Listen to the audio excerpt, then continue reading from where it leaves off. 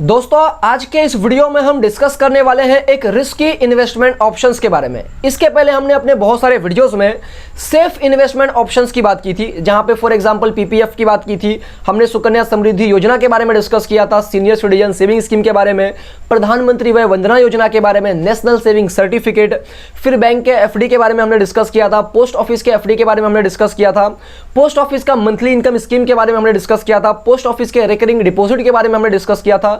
इस तरीके से बहुत सारे सेफ इन्वेस्टमेंट ऑप्शन के बारे में हमने डिस्कस किया था, जहां पे आपको कुछ पैसे इन्वेस्ट करने होते हैं एंड यहां पे आप जितने समय के लिए पैसे इन्वेस्ट करते हैं आपको गारंटेड इंटरेस्ट इनकम होता है। लेकिन आप यहां पे जो भी इंटरेस्ट इनकम अर्न करते हैं वो इंटरेस्ट इनकम बहुत ज्यादा नहीं होता है। इनफैक्ट बहुत सारे इन्वेस्टमेंट स्कीम का इंटरेस्ट रेट इतना कम होता है कि वो इन्फ्लेशन को भी बीट नहीं कर पाता है, यानी कि एक्चुअली में आप नेगेटिव इंटरेस्ट इनकम अर्न करते हैं। इसके लिए यहां पे कहा जाता है कि आपको अपना कुछ पैसा रिस्की इन्वेस्टमेंट ऑप्शंस में भी इन्वेस्ट करना चाहिए। एंड आज के इस वीडियो में हम ऐसे ही एक रिस्की इन्वेस्टमेंट ऑप्शंस की बात करने वाले हैं, जहां पे बहुत ज्यादा रिस्क भी नहीं है, एवरेज रिस्क है एंड यहां पे आप लॉन्ग टर्म में अच्छा इंटरेस्ट अर्न कर सकते हैं। तो आज की इस वीडियो में हम डिस्कस करने वाले हैं इक्विटी लिंक्ड सेविंग स्कीम के बारे में, जिसका शॉर्ट फॉर्म है ELSS।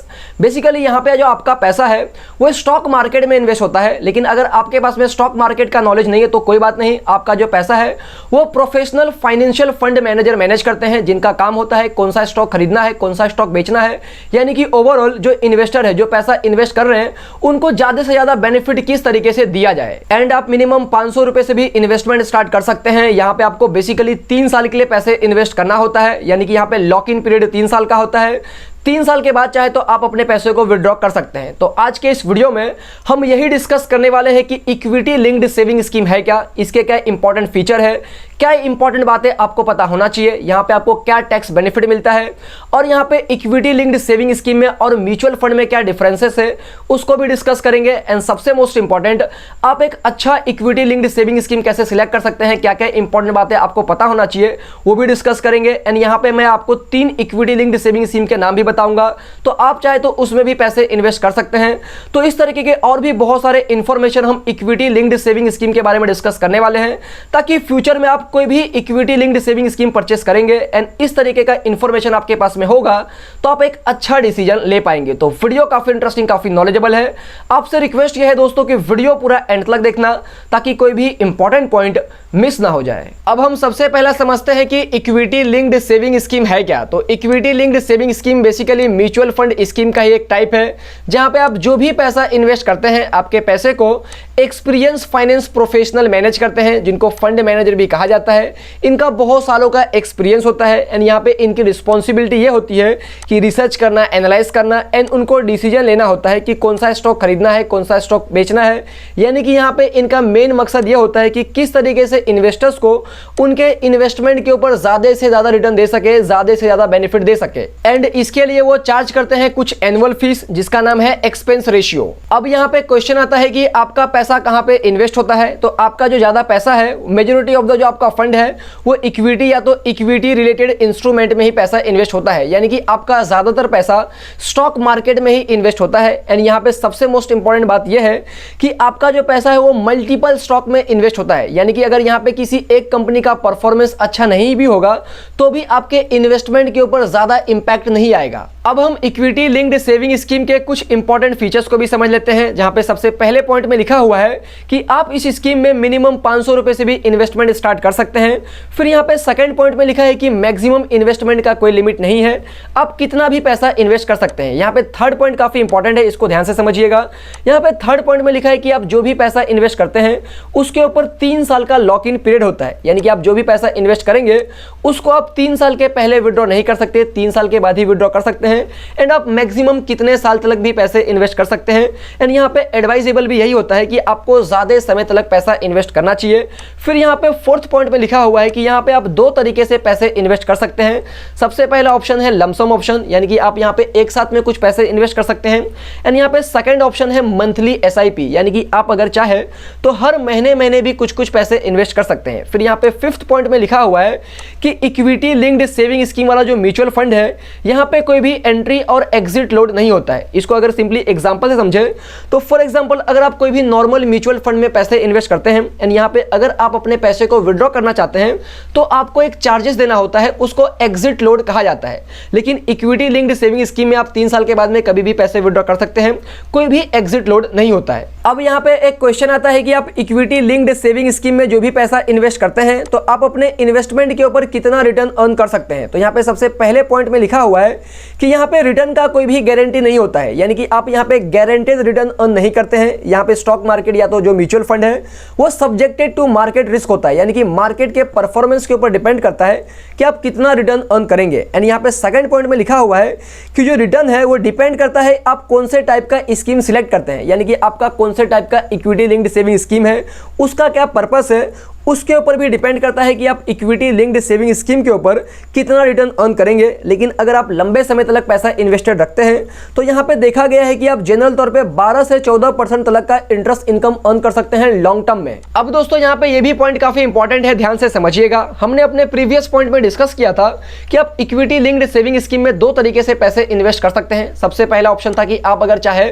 तो आप लमसम में पैसे इन्वेस्ट कर सकते हैं, यानी कि एक साथ। एंड सेकंड ऑप्शन था कि अगर आप चाहे तो आप मंथली SIP के थ्रू भी पैसे इन्वेस्ट कर सकते हैं। एंड यहाँ पे हमने ये भी डिस्कस किया था कि यहाँ पे लॉक इन पीरियड 3 साल का होता है, यानी कि आप यहाँ पे जो भी पैसा इन्वेस्ट करेंगे तो आपको वो पैसा 3 साल तक इन्वेस्टेड रखना पड़ता है। अब यहाँ पे क्वेश्चन आता है कि जो लॉक इन पीरियड है 3 साल का वो SIP और लमसम के केसेस में किस तरीके से कैलकुलेट होता है। तो यहाँ पे हम सबसे पहला समझते हैं कि लमसम में अगर आप पैसे इन्वेस्ट करते हैं तो ये 3 साल का लॉक इन पीरियड किस तरीके से कैलकुलेट होता है। तो यहाँ पे फॉर एग्जाम्पल अगर आप 1 सितंबर 2021 को 1 लाख रुपए का इन्वेस्टमेंट करते हैं तो यहाँ पे आपका जो भी ये इन्वेस्टमेंट होगा वो 1 सितंबर 2024 तक लॉक्ड होगा, यानी कि आप 1 सितंबर 2024 के पहले ये 1 लाख रुपए विड्रॉ नहीं कर सकते। यहाँ पे 3 साल का लॉक इन पीरियड होता है। एंड यहाँ पे मैंने 2 अलग अलग डेट दिया है, आप इसको भी इजीली समझ सकते हैं। अब हम समझते हैं कि अगर आप SIP के थ्रू पैसे इन्वेस्ट करते हैं तो यहाँ पे लॉक इन पीरियड किस तरीके से कैलकुलेट होता है। तो यहाँ पे फॉर एग्जाम्पल हम मान के चलते हैं कि आप हर महीने इक्विटी लिंक्ड सेविंग स्कीम में 10-10 हजार रुपए का SIP करने वाले हैं। तो फॉर एग्जाम्पल अगर आप 5 जनवरी 2022 को अगर 10,000 रुपए का इन्वेस्टमेंट करते हैं तो यहाँ पे जो आपका ये 10,000 रुपया है वो 5 जनवरी 2025 तक लॉक्ड होगा, यानी कि आप 5 जनवरी 2025 के पहले ये 10,000 रुपए को विड्रॉ नहीं कर सकते।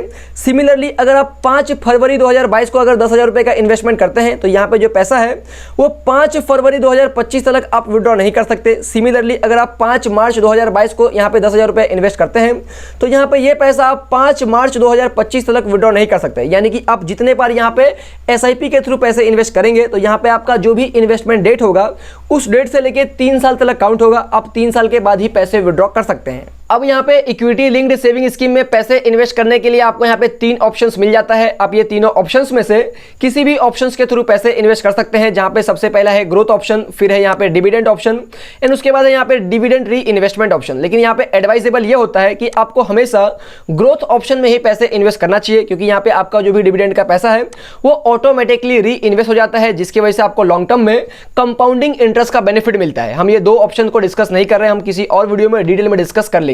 अब यहाँ पे कुछ लोगों को एक और डाउट होता है कि इक्विटी लिंक्ड सेविंग स्कीम और म्यूचुअल फंड में क्या डिफरेंसेस है। तो equity linked saving scheme mutual fund का ही एक टाइप है, लेकिन यहाँ पे जो 2 मेजर डिफरेंसेस है वो सबसे पहला ये है कि अगर आप इक्विटी लिंक्ड सेविंग स्कीम में पैसे इन्वेस्ट करते हैं तो यहाँ पे आपको सेक्शन 80C के तहत 1.5 लाख रुपीस तक का टैक्स में डिडक्शन मिल जाता है। जो अगर आप नॉर्मल म्यूचुअल फंड में पैसे इन्वेस्ट करते हैं तो वहां पे आपको सेक्शन 80C का कोई भी डिडक्शन नहीं मिलता है। फिर यहाँ पे सेकंड डिफरेंस ये है कि अगर आप इक्विटी लिंक्ड सेविंग स्कीम में पैसे इन्वेस्ट करते हैं तो यहाँ पे आपका जो पैसा है वो 3 साल के लिए लॉक हो जाता है, यानी कि 3 साल के पहले आप अपने पैसे को विड्रॉ नहीं कर सकते। लेकिन अगर आप नॉर्मल म्यूचुअल फंड में पैसे इन्वेस्ट करते हैं तो आप कभी भी अपने पैसे को विड्रॉ कर सकते हैं। वहां आपको कुछ चार्जेस भी देना पड़ता है जब आप पैसे विड्रॉ करते हैं उस सिचुएशन में। अब हम समझते हैं कि अगर आप इक्विटी लिंक्ड सेविंग स्कीम में पैसे इन्वेस्ट करते हैं तो यहाँ पे टैक्स का क्या रूल्स होता है। तो यहाँ पे सबसे पहले पॉइंट में लिखा हुआ है कि आप जो भी पैसा इक्विटी लिंक्ड सेविंग स्कीम में इन्वेस्ट करते हैं तो यहाँ पे आपको टैक्स का डिडक्शन मिल जाता है आपके इन्वेस्टमेंट के ऊपर। एंड यहाँ पे आपको सेक्शन 80C के तहत 1.5 लाख रुपीस तक का डिडक्शन मिल जाता है। फिर यहाँ पे सेकंड पॉइंट में लिखा हुआ है कि आप अपने इन्वेस्टमेंट के ऊपर जो भी डिविडेंड इनकम अर्न करते हैं, यानी कि अगर आप डिविडेंड ऑप्शन सिलेक्ट करते हैं इक्विटी लिंक्ड सेविंग स्कीम के अंदर, तो यहाँ पे आप अपने इन्वेस्टमेंट के ऊपर जो भी डिविडेंड इनकम अर्न करते हैं तो यहाँ पे आपका डिविडेंड इनकम आपके इनकम टैक्स स्लैब के हिसाब से टैक्सेबल होता है। तो यहाँ पे आपको एडवाइजेबल ये होता है कि आपको डिविडेंड ऑप्शन में इन्वेस्ट नहीं करना चाहिए, आपको ग्रोथ ऑप्शन में इन्वेस्ट करना चाहिए। फिर यहाँ पे लिखा हुआ है कि अगर आपका डिविडेंड इनकम 5,000 से ज्यादा होता है एक फाइनेंशियल ईयर में, यानी कि एक साल में अगर आप 5,000 से ज्यादा का डिविडेंड इनकम अर्न करते हैं तो आपको उस डिविडेंड इनकम के ऊपर 10% का टीडीएस भी देना पड़ता है, यानी जो टीडीएस का पैसा आपका काटा गया है। जब आप अपना आईटीआर फाइल करेंगे तो अगर आपका आउटस्टैंडिंग टैक्स लायबिलिटी नील होगा तो आप ये टीडीएस का पैसा रिफंड ले सकते हैं, या तो आप इस टीडीएस के पैसे को अपने आउटस्टैंडिंग टैक्स लायबिलिटी के अगेंस्ट में एडजस्ट भी कर सकते हैं। अब हम थर्ड पॉइंट में समझते हैं कि अगर आप अपने इक्विटी लिंक्ड सेविंग स्कीम के पैसे को विड्रॉ करते हैं तो उस केसेस में क्या होगा। तो यहाँ पे लिखा हुआ है कि आप अगर चाहे तो आप 3 साल के बाद में अपने पैसे को विड्रॉ कर सकते हैं। तो फॉर एग्जांपल अगर आपने 1 लाख रुपए इक्विटी लिंक्ड सेविंग स्कीम में इन्वेस्ट किया हुआ है एंड आप 3 साल के बाद में या तो 5 साल के बाद में अपने पैसे को विड्रॉ करना चाहते हैं एंड हम मान के चलते हैं कि आपके 1 लाख का वैल्यू 1,50,000 रुपीज हो चुका है, तो यहाँ पे आपको 50,000 रुपए का प्रॉफिट हो रहा है। तो यहाँ पे आपको जो भी प्रॉफिट होगा उसको लॉन्ग टर्म कैपिटल गेन कहा जाएगा। एंड यहाँ पे लिखा हुआ है कि अगर आपको कोई भी लॉन्ग टर्म कैपिटल गेन होता है इक्विटी म्यूचुअल फंड को सेल आउट करके, तो यहाँ पे अप टू 1 लाख रुपीज तक तो कोई भी टैक्स नहीं लगेगा, टैक्स एग्जेम्प्ट होगा। लेकिन अगर यहाँ पे आपका long term capital gain 1 lakh rupees से ज्यादा होता है तो जो भी अमाउंट 1 लाख रुपीज से ज्यादा होगा उसके ऊपर आपको 10% का टैक्स देना पड़ेगा। अब हम समझते हैं कि आप एक best equity linked saving scheme किस तरीके से सिलेक्ट कर सकते हैं। तो यहाँ पे आपको कुछ इंपॉर्टेंट पॉइंट का ध्यान रखना होगा, जहां पे सबसे पहला आपको एक्सपेंस रेशियो देखना होगा, यानी कि आप जिस कंपनी के इक्विटी लिंक्ड सेविंग स्कीम में पैसा इन्वेस्ट करने वाले हैं उस कंपनी का एनुअल एक्सपेंस रेशियो कितना है। तो यहाँ पे अगर एक्सपेंस रेशियो कम होगा तो वो आपके लिए ज्यादा बेटर होगा। फिर यहाँ पे सेकंड पॉइंट है फंड साइज, यानी कि आप जिस कंपनी के इक्विटी लिंक्ड सेविंग स्कीम में पैसा इन्वेस्ट करने वाले हैं उसका फंड साइज कितना है। अगर फंड साइज ज्यादा है तो इसका मतलब यह है कि लोगों को उस कंपनी का वो जो इक्विटी लिंक्ड सेविंग स्कीम है वो ज्यादा पसंद आ रहा है, इसके लिए लोग उस कंपनी में ज्यादा इन्वेस्ट कर रहे हैं। तो यहाँ पे फंड साइज ज्यादा होना चाहिए। फिर यहाँ पे थर्ड पॉइंट में लिखा हुआ है कि आपको उस स्कीम के पिछले 5 साल के तो रिटर्न को कम से कम चेक करना ही चाहिए, यानी कि पिछले 5 साल का परफॉर्मेंस आपको जरूर कंपेयर करना चाहिए। यहाँ पे आपको ये देखना चाहिए कि उस इक्विटी लिंक्ड सेविंग स्कीम ने बेंचमार्क को क्रॉस किया कि नहीं किया, एंड और भी किसी और कंपनी का इक्विटी लिंक्ड सेविंग स्कीम है वो सेम गोल के हिसाब से है तो आपको दूसरे कंपनी के इक्विटी लिंक्ड सेविंग स्कीम से भी कंपेयर करना चाहिए।